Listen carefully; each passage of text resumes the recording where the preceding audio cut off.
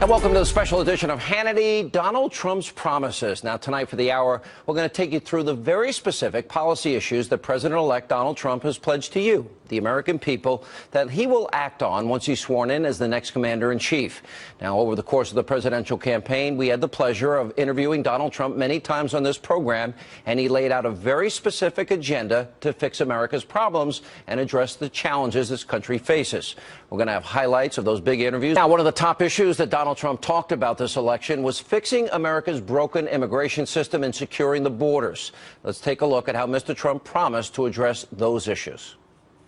Let's start with, I guess, your signature issue on immigration, which is you are going to build the wall. Yeah, 100%. And I see this. Who's going to pay for the wall? All right. Well, you know, here's my question. What has been interesting, I've been watching over the last week or two, and they've been saying, oh, well, maybe he won't build the wall, maybe he won't. Jeb Bush said that. Jeb Bush said he'll never build the wall. Well, he said that a long time ago. I think people now realize we're building the wall. It's going to happen. It's 100%. It's simple. You know, I tell the story all the time. The Great Wall of China, 13,000 miles long. This is 1,000 miles, and we have Caterpillar tractors to build, okay? This is 1,000 miles. It's 2,000, but we need 1,000. And it's so easy to do.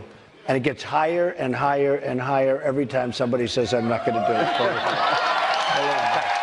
Here's an important question. I think the time frame, if you get elected president of the United States of America, how... Okay. According to the crowd, when? When? Yeah. But here's my question. How long would it take you to build that wall? Start to finish. You're a builder. I'm very good at it, almost immediately. Now, if you would believe it, you know, they were going to build the wall a while ago, not so long ago, like in '06, and they couldn't get environmental impact statements. Can you believe it? Okay. Now, we got lucky because it was such a little wall. It was such a nothing wall. No, they couldn't get their environment. Probably a snake was in the way, or a toad, or a turtle, or could have been something that you probably never heard of. Yeah. But something was in the way. And you think of China, in the South China Sea, they're building this massive fortress. They're building this massive military fortress, and they're digging that water. They're digging. And you know what happened? They said, let's do it on Sunday, and on Monday morning they started. Mm-hmm. So in our case, look, that wall's going to start very quickly. I got, as you know, and we have a lot of the Border Patrol. We have a lot of the Border Patrol agents here tonight, and we have 16,500 Border Patrol agents. They know the border better than anybody. Their job is much easier without Trump, because all they have to do is let everyone just keep going by. These are unbelievable people. They see what's happening. They see what's coming in, and they want it stopped. They want people to come in, but they want the people to be vetted. So here's the story. So they endorsed me. First time in the history of the Border Patrol agents that they've endorsed me. One other thing we have to say, and Mexico will pay for the wall. They're going to pay for the wall. Let me ask you about that. Vicente Fox, by the way, the current president of Mexico said he would meet with you. Will you meet with him? Yeah, sure. I'd meet with him. You would? Absolutely. I'd meet with him. They're not going to write you a check.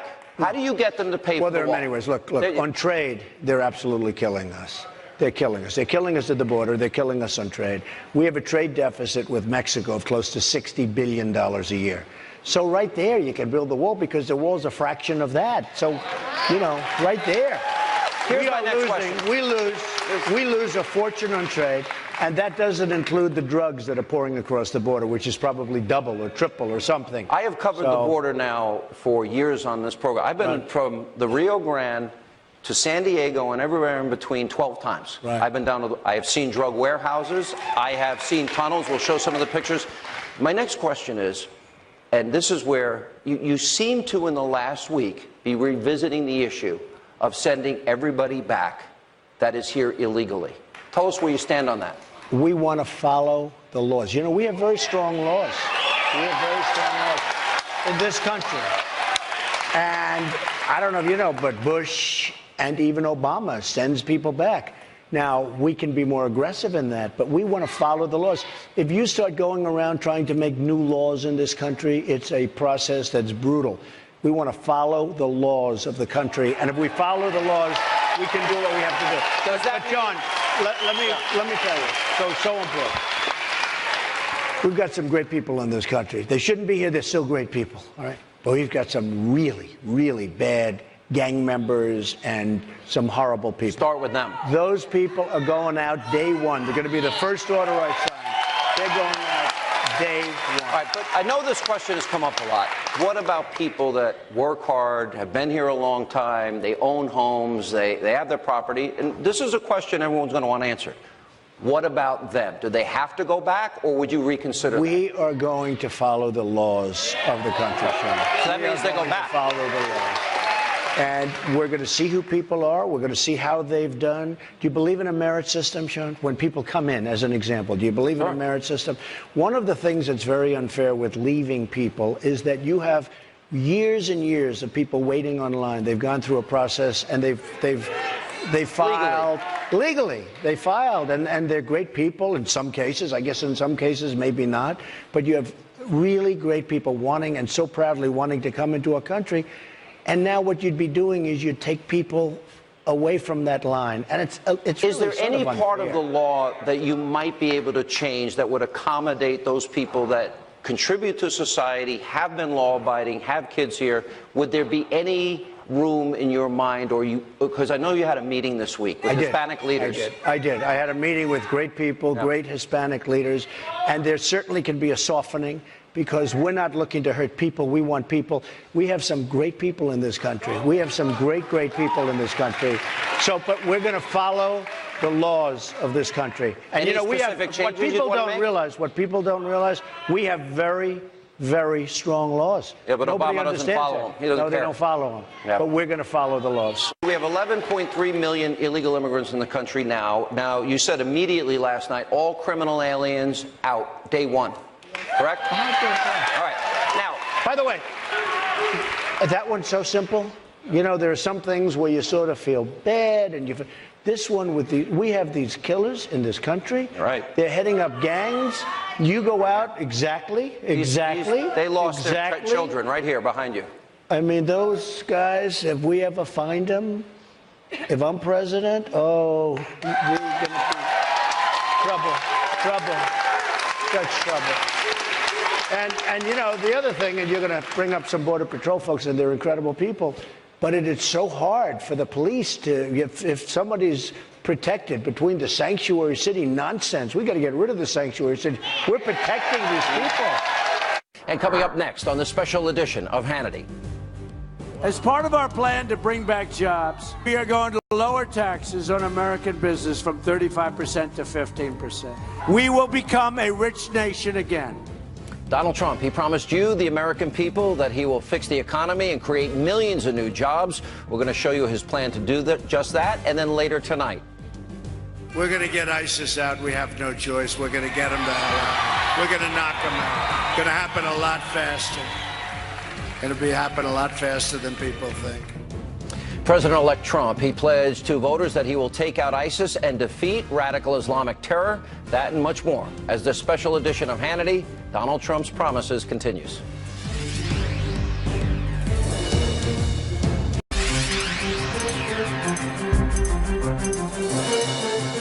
If a company wants to fire their workers, move to another country, and then try to ship their products back into the United States, where we will now have a very, very strong border, we will apply a 35% tax on all of those goods. And you know what's going to happen. Those companies will never leave. As part of our plan to bring back jobs, we are going to lower taxes on American business from 35% to 15%. We will become a rich nation again.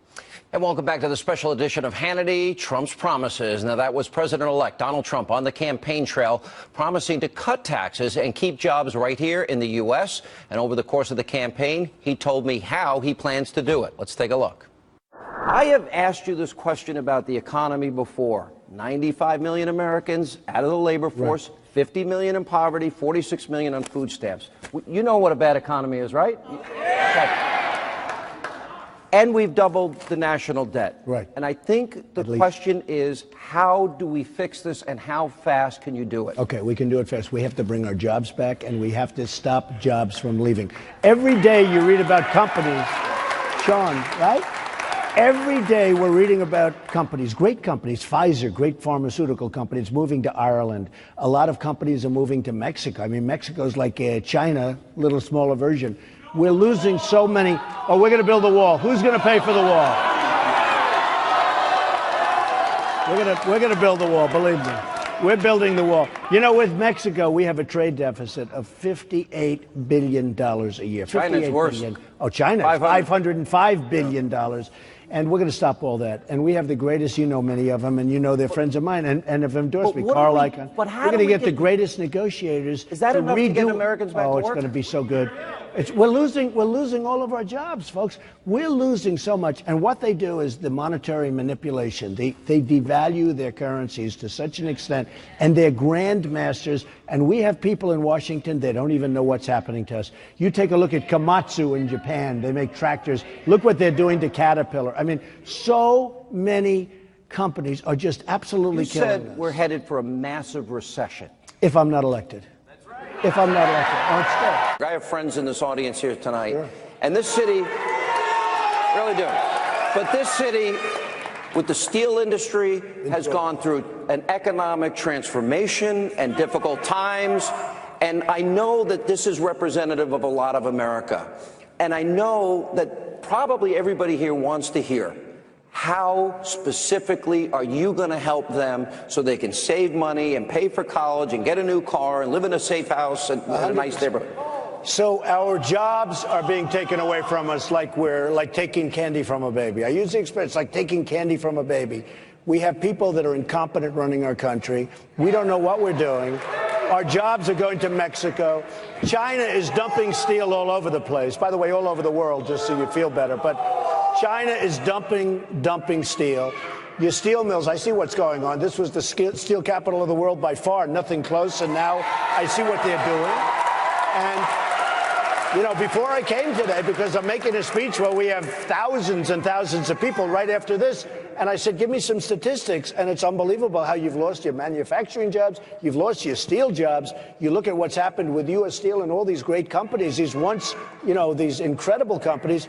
And it's being taken because of devaluation, all of the devaluations. It makes it impossible. It makes it impossible for the companies to compete. And we're losing our jobs. Companies are moving to Mexico. Mexico is becoming the new China.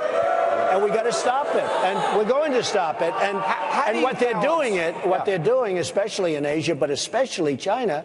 You look at what they're doing with the dumping, but forget the dumping. What they're doing with devaluation of their currencies is just unbelievable. And we have people that don't do anything about it because our politicians are all taken care of by lobbyists and special interests, and they're told not to do anything. It's not that they're stupid. Yeah. They're told not to do anything. But I guess it's a razor's edge in some ways, because you're saying you're going to negotiate free and fair deals. But OK, let's say we limit some of the imports from China, Vietnam, depending on what the product happens to be. That also means American consumers are going to end up paying more. Well, no. How do you manage that? Because we're going to have more jobs. And you know what? You may pay a little bit more, but you're going to have better jobs and you're going to have more jobs. People never say that. You know, these people that don't know what they're doing, you know, I'm a free trader, okay? But the problem with free trade is you have to have leaders on your side that know what the hell's going on. They don't know what's going on. And we don't have those leaders. We have leaders that don't have a clue. You look at what's happening. You know, I usually, it's just one company. I hate to pick on them all the time, but I talk about Ford. I talk about Nabisco. I talk about Carrier Air Conditioner. They're moving to Mexico. They let go of 1,400 people. Wonderful people. I watched it on screen. So when they want to bring their products back, what do? We do nothing. We let them come in. No tax, no nothing. They fire everybody. They move to Mexico. They make their air conditioners. They sell them across the border, which now is going to be a very strong border, folks. Let me go back to the economy, because this is so important. 95 million Americans out of the labor force. 50 million. This is not a joke. We all know people in poverty. We all know people on food stamps. You know, it used to be in my radio career early on, if anyone lost their job, I can get them a job. I can't get them a job anymore. So the question is, between trade, what else? In other words, how many jobs could we create by becoming energy independent? Do you know how many millions of jobs have been taken out of our country? And this area is a prime area. You know, another area where we're really concerned, you look at upstate New York, it's devastation. It's devastation. That's why I go up there. We had 21,000 people in Albany the other night, 2 nights ago. We have 6,000, 7,000 people. It's like a routine crowd. These people are desperate for jobs, and they want their businesses back. And by the way, a thing that's never mentioned, rules and regulations. They put regulations on people and businesses that make it impossible for us to compete. And you look at the people we're competing against, they have no regulations. So back we're to going to energy. straighten it out. Do you think, let me go back to this side. If you become president, it's your first day in office. I hate the fact that we rely on countries that hate our guts for energy, which is the lifeblood of our economy. So my question is, how quickly could we be an energy independent country? Well, very quickly. I mean, we have technology today that allows us to do things. As an example, this state, they have decimated your coal mines. They have decimated your workers. They have decimated. And, you know, you have things called clean coal. You know what we do? First of all, the mines are almost, they're going to be gone. They're going to be extinct, and they shouldn't be. Coal is great. Coal, you know, we have 1,000, listen to this stuff, 1,000-year and probably more supply of coal for energy. And we're not allowing to use it. And you know what we do with it? We send it to China, and China uses it, okay? The little that we produce now. I'm going to open them up, and we're going to have clean coal. We all want clean coal. We're going to have clean coal, but we're going to open the mines up. In West Virginia, it's devastated because of what they've done. Parts of Pennsylvania are devastated. We're the Saudi Arabia of natural gas. We have more than any other country. So much, but we can have that. We should have everything. We should have everything, including renewables. But the problem with the renewables, look, I know more about renewables than any human being on earth because I understand it from a practical standpoint. I love solar. Solar's great. Problem is, it's a 30-year payback. You know, it isn't practical. Technique. It's not there yet. It's a somebody said, oh, it's really wonderful, 32-year payback. Who's going to get 32-year payback? And it doesn't have big power. Are there millions of jobs, for example, for people in this crowd? Are there millions of jobs in the energy sector if we commit as a country to energy independence? There's millions of jobs in everything. We're losing Would you like those jobs? Coming up next on the special edition of Hannity. We're going to get ISIS out. We have no choice. We're going to get them the hell out. We're going to knock them out. It's going to happen a lot faster. It'll happen a lot faster than people think. President-elect Donald Trump vowed on the campaign trail that he will defeat ISIS as our next commander-in-chief, and also tonight. I'm asking for your vote so we can repeal and replace Obamacare and save health care for every family in North Carolina. Donald Trump promised that he will repeal and replace Obamacare, so how will he do it? That and much more on the special edition of Hannity, Donald Trump's promises, straight ahead.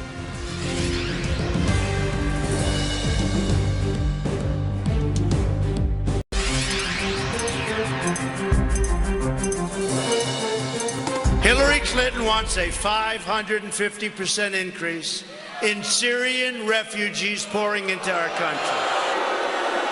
Her plan will import generations of terrorism, extremism, and radicalism into your schools and throughout your communities. We will suspend the Syrian refugee program, and we will keep radical Islamic terrorists the hell out of our country. Donald Trump promising to destroy ISIS, and during the presidential campaign, I asked Mr. Trump about ISIS, as well as his plan for vetting refugees and immigrants who want to enter this country. Let's take a look. ISIS, Homeland Security. I'm sure everybody worries about the next 9/11, God forbid ever happens to this country. How do we defeat them, and do you think we need boots on the ground? Look, we got to knock them out. Now, I was not, and I've said it loudly, I am the most militaristic person in this room, other than maybe Tony. Tony might be bigger, but I will tell you, and I believe so strongly that, but we have to know what to do, when to do it. We should not have been in Iraq. We destabilized the Middle East. Now, then we got out wrong. Obama got us out so badly. When he announced a date and he announced we're going to move, I mean, who ever heard of a thing like this? So we got out very badly. We should have left people behind. We should have had a lot of other things. But We're going to knock out ISIS so fast, and we have to be a little bit unpredictable. You know, Sean is saying, and I have specific things, but we have to be a little bit unpredictable, Sean. I'm so tired of saying, well, we're going to attack them from here. We're going to attack from the river. Don't worry. You don't want to telegraph it. I don't want to talk about it. I want to just do it. I am nervous for our children and our grandchildren. There's this cute little girl in the front row here that I talked to earlier, and she brought up about the safety and security of our country. Specifically, you have said we're going to bomb out of ISIS. Right. Do you really believe, do you think it's going to take boots on the ground? Do you think we're going to have to send guys back? Do you think this is an ongoing war that's going to last for generations? Well, first of all, you know, I was very, very strong on people coming into this country, and nobody wanted to mention it. Nobody wanted to talk about it. And I was very, very strong. And, you know, we're going to have to get a lot tougher, a lot smarter, a lot more vigilant. Otherwise, we're going to have problems like you've never seen before. You know, we used to have armies. You'd fight Japan or you'd fight Germany. They had uniforms on. Now we have people, we don't know who they are. We're letting thousands and thousands of people in our country right now. They have no documentation. There's no paperwork. Nobody knows who they are. They could be ISIS. Some might be ISIS. We better be really careful. And I can tell you, the people that are coming into the country, sadly, they're going to have to go out because we have no idea. We have no idea what we're doing. We have no idea. So, and they're coming in from Syria, and you know, I spoke with a lot of great experts in terms of safety and borders, and they say there's absolutely no idea to judge when you don't have any documents. Now, ISIS is also now making passports. You saw that. They stole the passport machines, so they're now making passports. These are very slick customers. We're going to have to knock the hell out of them. I will say this.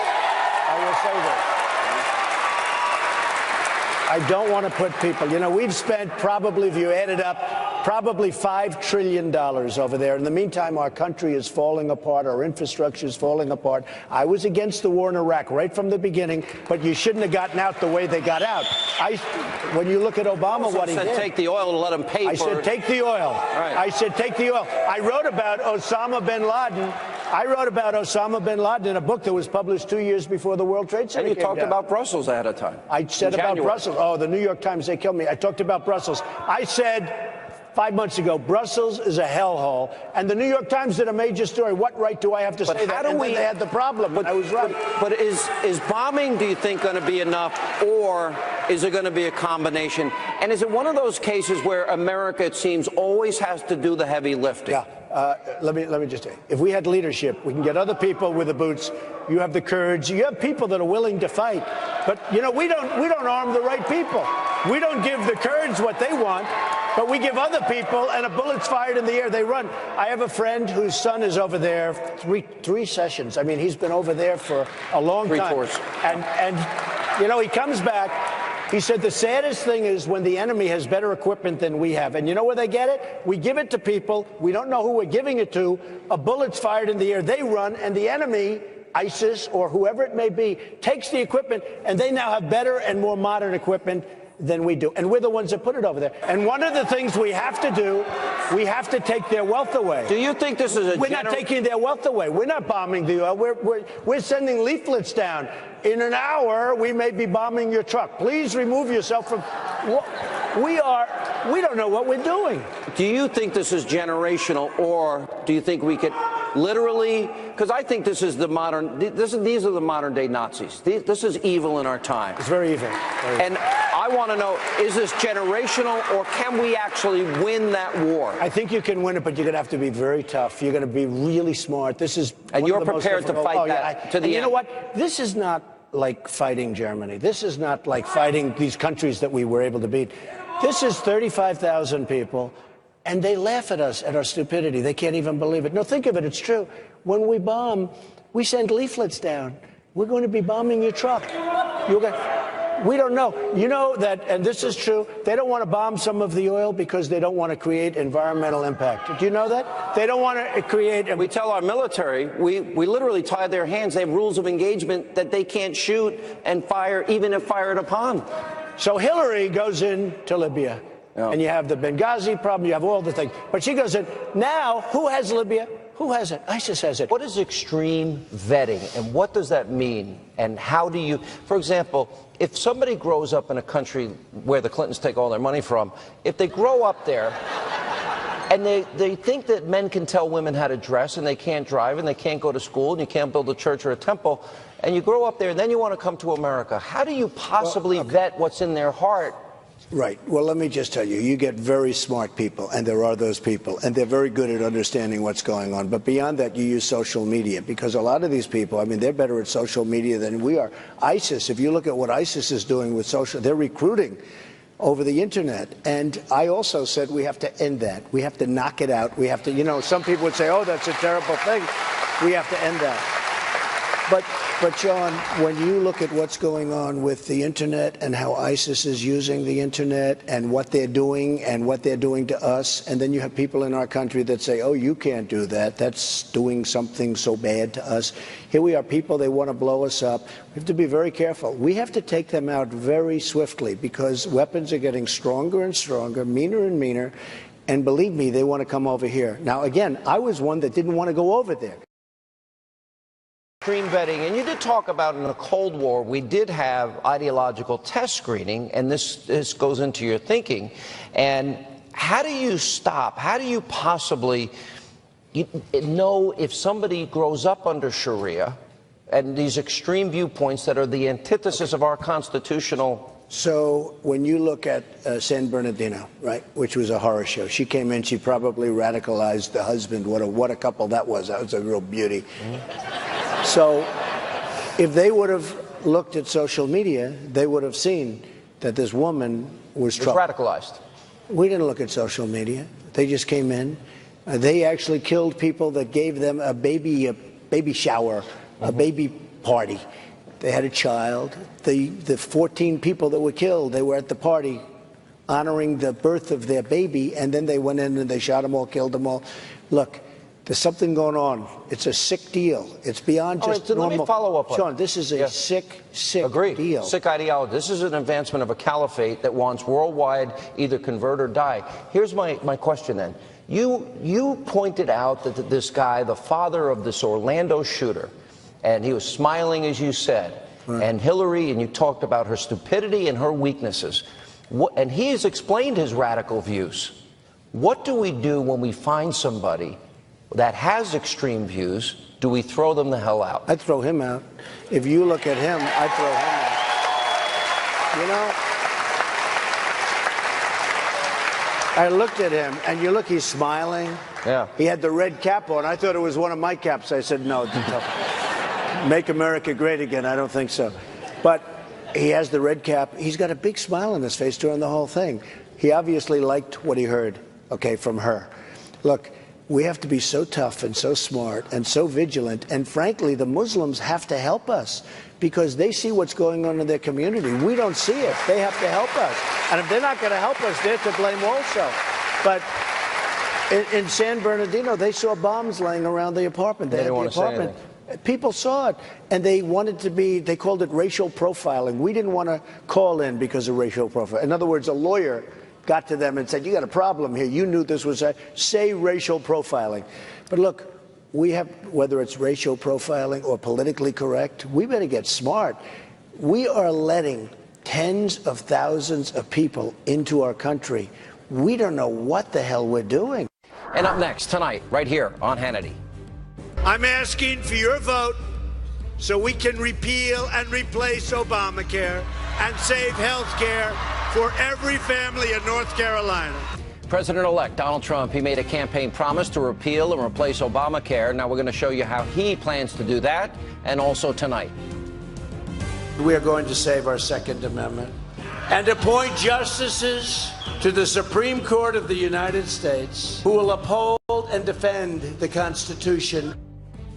Donald Trump, he'll be naming Justice Antonin Scalia's replacement on the U.S. Supreme Court. Mr. Trump told us what type of justice he'll nominate to fill that void. That and more on the special edition of Hannity, Donald Trump's Promises. Straight ahead.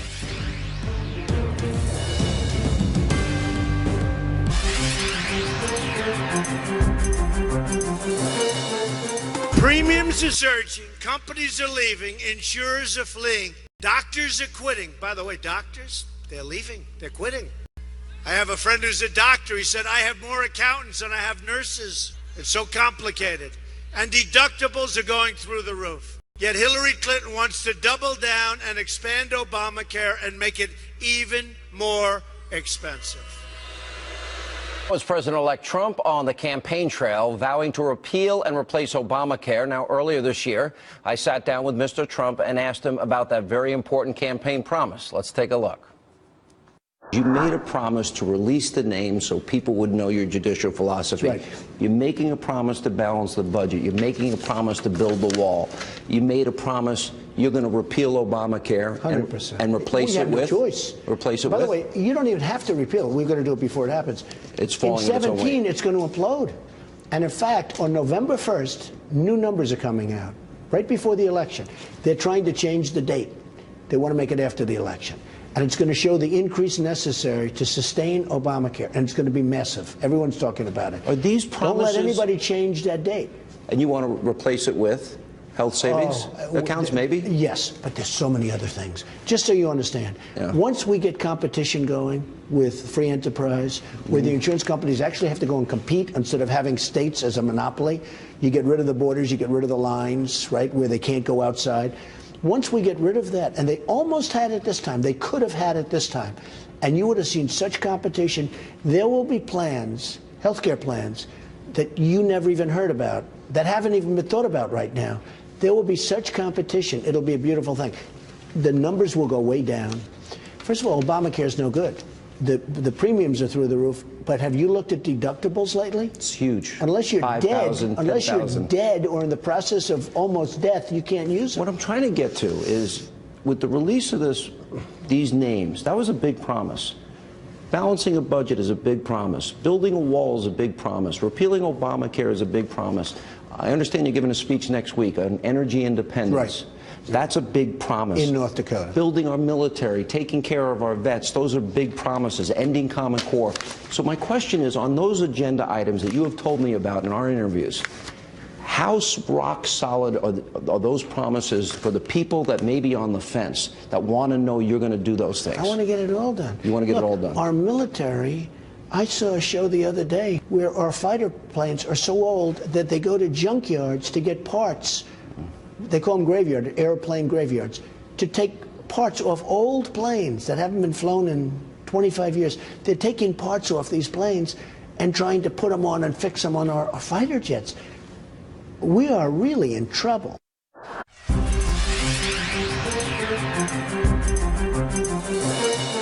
We are going to save our Second Amendment And appoint justices to the Supreme Court of the United States who will uphold and defend the Constitution of the United States. That was President-elect Donald Trump promising to nominate Supreme Court justices who will uphold and defend our Constitution. Now, before the election, I spoke with Donald Trump at length about this very issue. Watch this. Today was a very big day. You have a list of names. I do. And you had talked to me for a while now about releasing these names.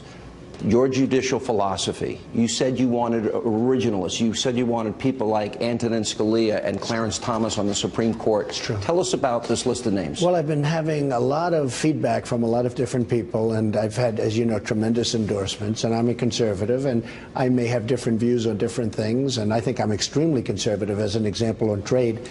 But a conservative would say I'm not, because I don't necessarily believe only in free trade. You know what I believe on trade is good deals for the United States. Fair trade. Well, somebody said to me, what is your view on trade? I said, my view is good deals for the United States. It's a very simple view. And if you can call it conservative, call it whatever you want. But so with the judges, they were saying, well, what happens if he appoints the wrong judges? And what we did, and I just have it, we just took a list of judges, and I thought what I would do is put this forward, and this would be the list that I would either choose from or pick people very close in terms of the spirit and the meaning of what they represent. And of course, Justice Scalia is mentioned in here as right up front as being just one of our great judges and one of our great justices. This is your judicial philosophy. Yes, that's right. You know, one of the things I think people had questioned, I had interviewed you a lot during this process, and you gave me very specific things. And one of the top things I would ask you often is your judicial philosophy. And you mentioned, as I said, Scalia and Thomas. They are what we call originalists, right. Constitutionalists. Correct. You are a constitutionalist. Correct. Correct. And I'm also, I want high intellect. I want great intellect. These people are all of very high intellect. They're pro-life.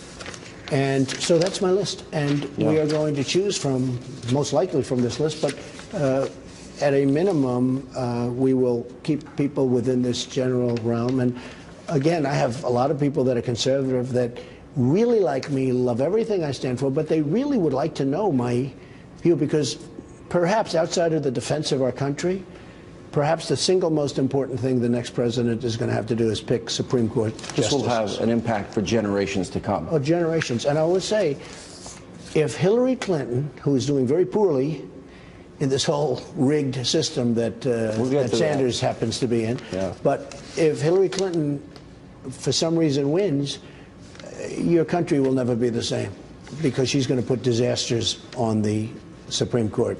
So these are the names. This is interesting, because I think there might have been some people. I've talked to people on the radio show, and some people said, well, Donald Trump's a recent convert to conservatism. And I asked you very specific questions. For example, you know, you say you want a balanced budget. You actually told me once it's immoral to steal from our kids. Well, I do want a balanced budget, and we could do it a lot quicker. I mean, I've heard people say, we'll balance the budget within 20 years. I'm saying, 20 years? What are you talking about? I do want a balanced budget. And you have to understand, I was born in New York, and I really started my business, you know, I was in Brooklyn and Queens with my father, but I moved to Manhattan, and I started doing very, very well in Manhattan. And if you look at the statistics on Manhattan, whether you like them or don't like them, it's very liberal, it's very Democrat, and I think that, you know, probably a lot of people feel because I come from essentially Manhattan, I would be that way. And I wanted to put this list out because I wanted to quell any fears that people may have. I mean, this is a list of people that I got them from people I most respect. And you vetted each one. You almost did it like a job interview. Well, I vetted, but to a much greater extent, the Federalist Society vetted and has tremendous respect. Heritage has looked at it, who I have great, great respect for. And I know Senator Sessions has brought the names around to different people in the Senate, and people have seen the list. I mean, people have seen the list. And coming up, more of the special edition of Hannity, Donald Trump's promises to America. Straight ahead.